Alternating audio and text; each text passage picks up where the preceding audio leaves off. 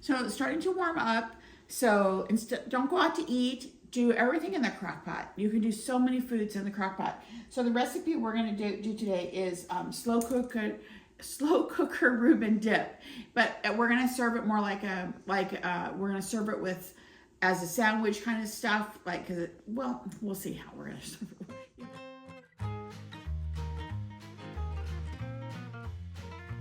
Okay, so we're gonna mix everything in the crock pot so we don't have an extra mess. So it says, so we're gonna go ahead and start off with our sauerkraut.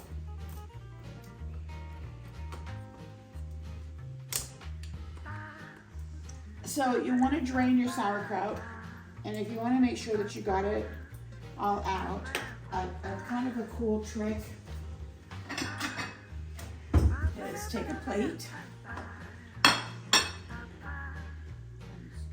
And we're gonna have it. You're gonna set it there, so it's gonna continue to drain in the plate.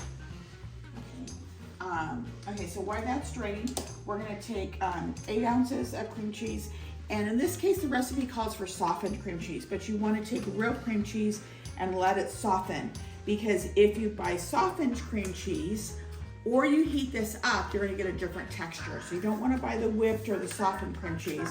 And in the case of using a brick of cream cheese, when it asks you to soften it, don't put it in the microwave. There's a very small fracture of time where it won't come back to its state.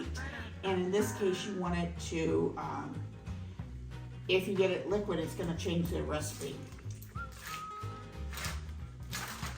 So I've let this soften. And I'm going to go ahead and mix everything actually in the crock pot. So we've got 8 ounces of cream of softened cream cheese. Okay. Then it calls for 2 cups of shredded Swiss cheese. In my case, I really like Swiss cheese, so I went ahead and got some from the deli and had them slice it, and I don't think this bag's gonna open. Oh, of course. Okay. So we want about 2 cups of it. I probably did more than 2 cups, but.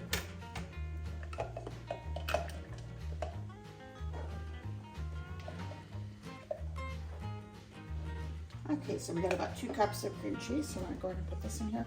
Actually, I think I'm gonna put the spinach and artichoke in here first. So the artichoke and spinach warm dip mix.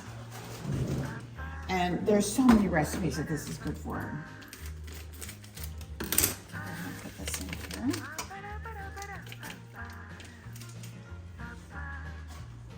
I'm gonna put all the kind of soft liquid things together first to blend them. And then we've got have a quarter of a cup of Thousand Island dressing, and you can use whatever kind of Thousand Island dressing you want.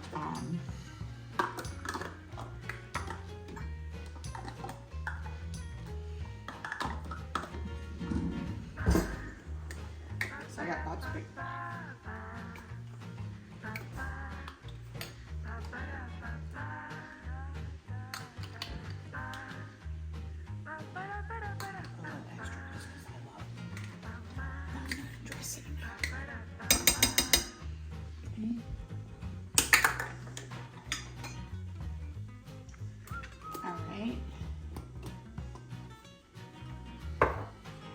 Let's go ahead and blend this together.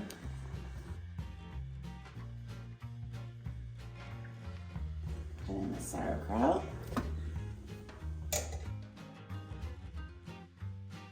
Let's go ahead and put in the Swiss cheese. And then this particular recipe calls for 18 to 16 ounce of deli corned beef. I went ahead and bought this package of pastrami. It's a little bit different than corned beef, but I really like pastrami. And it was on sale, so that was a good thing. And it's 14 ounces, and I'm just gonna go ahead and add all of it.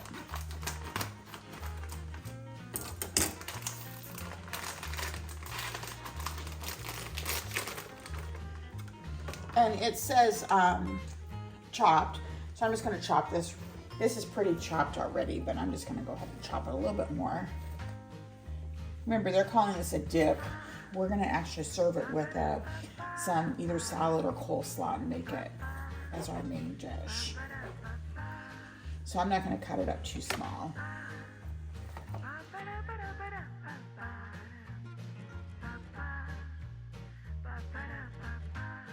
So if anything, you know, it's not real easy to blend, but you just want to leave the sauce part on the top if we can. So this is all I'm going to mix this up now. So let's make sure we got everything. We got the sauerkraut, we got the cream cheese, we've got the Swiss cheese, we've got the in this case we use pastrami, the Thousand Island dressing. So we've got everything in except for the bread. So we're going to put all of this in. It says except the bread. So we're gonna go ahead and put this all in like this, and we're gonna set our timer on our Crockpot just so we don't forget it. But in this particular case, we're gonna turn it on high for 45 minutes. Oops, I'll let you put this in.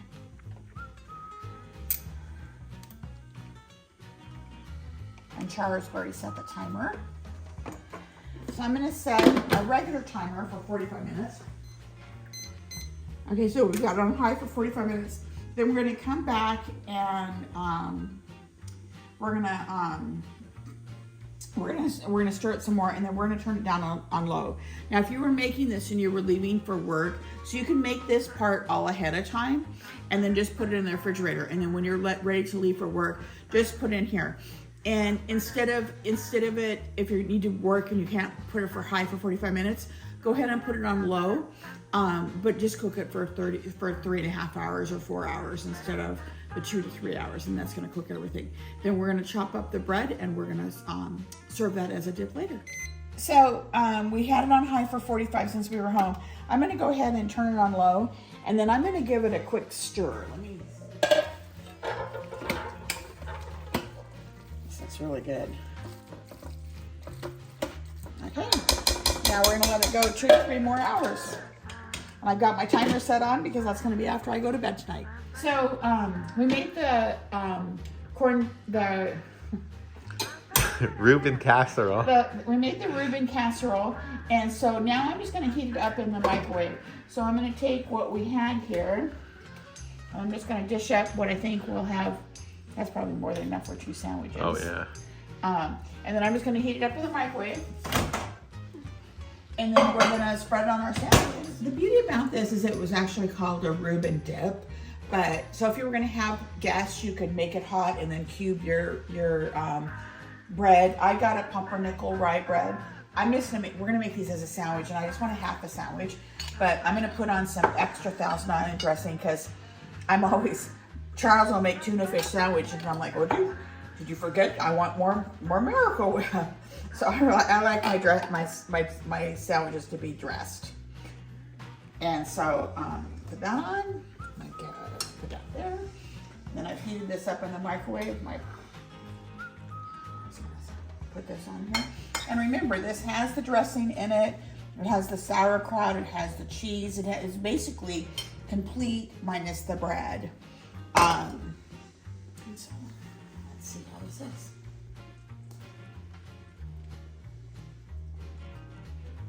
Oh my goodness. That's probably one of the best Reuben sandwiches I had. Because you get all of the flavors in one bite.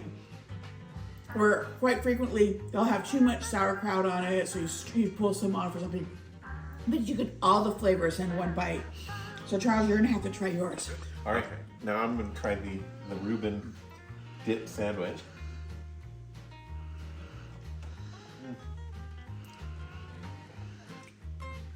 You're right. It's got all the flavors, but they're not muddled. You can taste the cheese, you can taste the Thousand Island dressing, you can taste the sauerkraut, all as individual components. I think it works really well. The bread is nice too. I expected it to be a little harder from being in the fridge, but it's nice and soft. I think it's a great sandwich. Yeah. So we put the bread in the fridge because we don't eat a lot of bread, and so we put it in the refrigerator to lengthen the life of it. And so if you like it room temperature, you can bring it out earlier. You can zap it in the microwave for just a few seconds because then it'll start to get hard. But we quite frequently put our bread in the refrigerator just to lengthen the life. So just lengthen the life. Sure, I can say that.